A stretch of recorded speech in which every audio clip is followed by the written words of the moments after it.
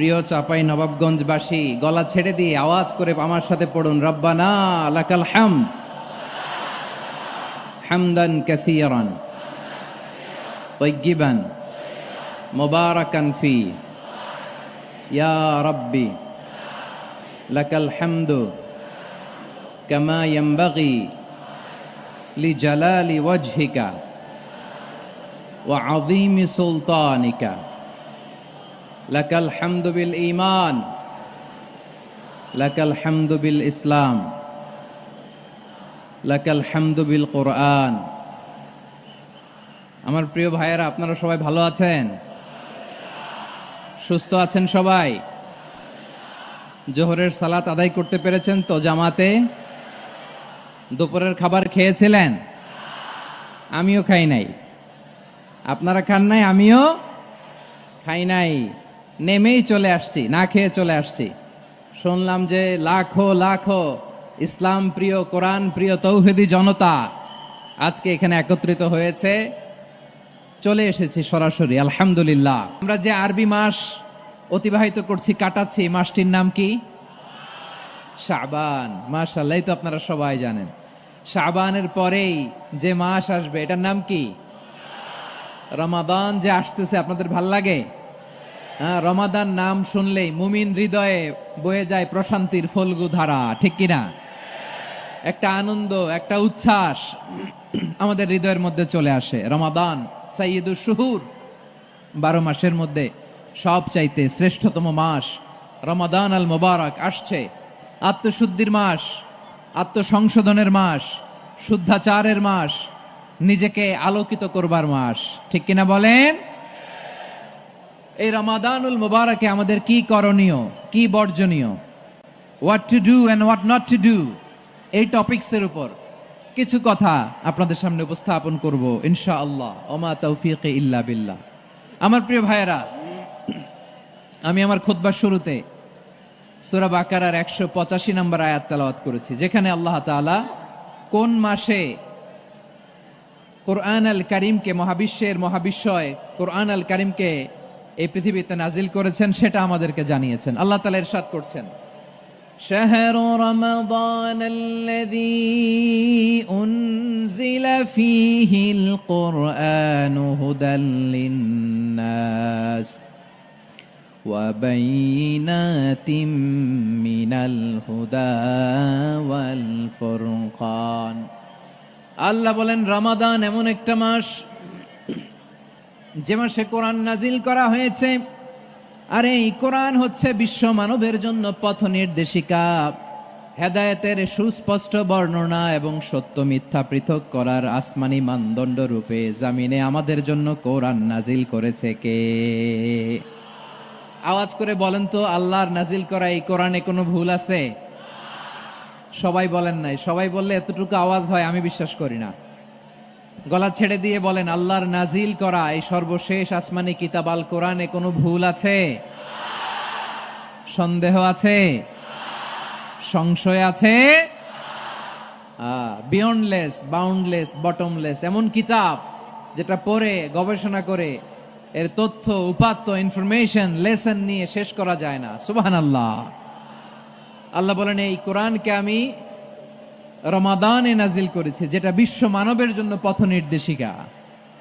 এতে আছে হেদায়েতের সুস্পষ্ট বর্ণনা আর সত্য মিথ্যা পার্থক্য করার মানদণ্ড, কোনটা সত্য কোনটা মিথ্যা এটা কোরআন দিয়ে ডিফারেন্সিয়েট করা যায়। কোরআন হচ্ছে ফুরকান, to differentiate between right and wrong. কোনটা সত্য, কোনটা মিথ্যা, কোনটা ভুল, কোনটা নির্ভুল, এটা কোরআন দিয়ে যাচাই করা যায়। চিল্লায় বলেন ঠিক কিনা? এজন্য এই কোরআন দিয়ে আমাদের জীবন সাজাতে হবে। কোরআন দিয়ে জীবন না সাজালে জীবন আলোকিত হয় না। কোরআন দিয়ে পরিবার না সাজালে পরিবার আলোকিত হয় না। কোরআন দিয়ে সমাজ না সাজালে সমাজটা শান্তিময় হয় না।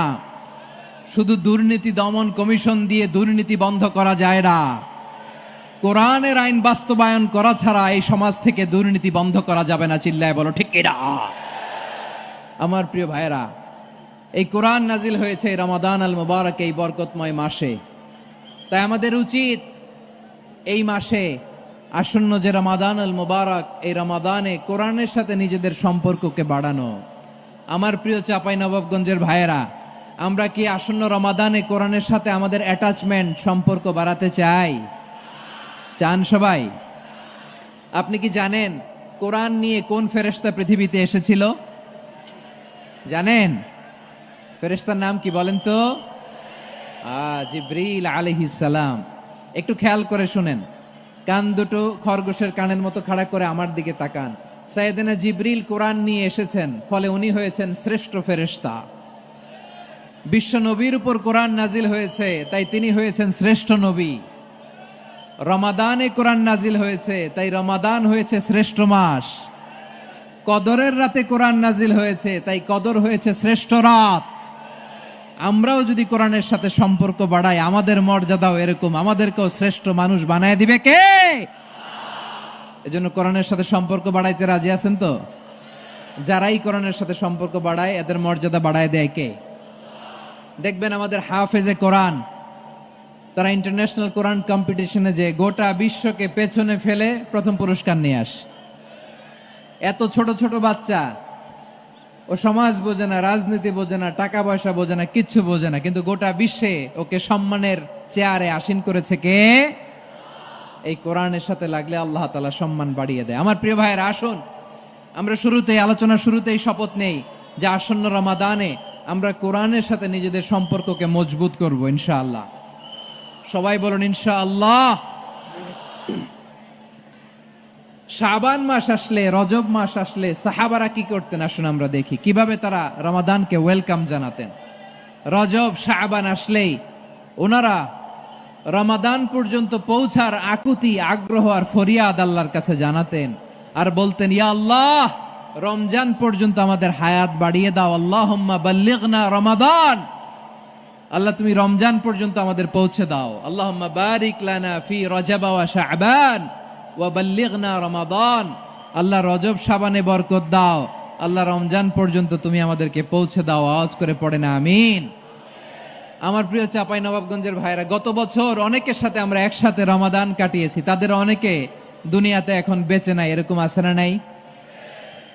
এই যে আরো 7 দিন বাকি রমাদান আসতে, এই 7 দিন পর্যন্ত আমরা রমাদান পাবো, কোনো গ্যারান্টি আছে? আচ্ছা, এই বছর যদি খুশনসিব হয় আমাদের, আমরা যদি পাই, আগামী বছরও যে রমাদান আমরা পাবো, কোনো গ্যারান্টি আছে? তাহলে আসুন আমরা ভেবে নেই, হতে পারে this Ramadan could be the last and final Ramadan in our life. হতে পারে এই রমাদানই হতে পারে আমার জীবনের শেষ রমাদান। ঠিক কিনা বলেন? তাই আসুন আমরা আল্লাহর কাছে দোয়া করি, আল্লাহুম্মা বাল্লিগনা রমাদান, আল্লাহ তুমি রমাদান পর্যন্ত আমাদেরকে পৌঁছে দাও। আওয়াজ করে পড়েন আমিন। ইবনু রাজব আল হাম্বলি লাতাইফুল মাআরিফের মধ্যে লিখেছেন, সাহাবারা ওনারা রমাদান কেন্দ্রিক, আমাদের সালফে সালিহিনরা রমাদান কেন্দ্রিক জীবন কাটাতেন। ওনারা রমজান আসার 6 মাস আগে আল্লাহর কাছে দোয়া করতেন, আল্লাহ রমজান পর্যন্ত পৌঁছে দাও। রমজান চলে যাওয়ার পরে বাকি 6 মাস আল্লাহর কাছে দোয়া করতেন, আল্লাহ এই রমাদানে যে ইবাদত করেছি, ইবাদত গুলো তুমি কবুল করে নাও। সুবহানাল্লাহ। তাহলে পুরো বছর রমাদান কেন্দ্রিক জীবন। রমজান আসার আগে 6 মাস দোয়া করতো, আল্লাহ আমরা যেন রমজান পাই। রমজান চলে যাওয়ার পরে বাকি 6 মাস বলতো, আল্লাহ রমজানে যে ইবাদত করেছি এগুলো তুমি কবুল করে নাও। সুবহানাল্লাহ।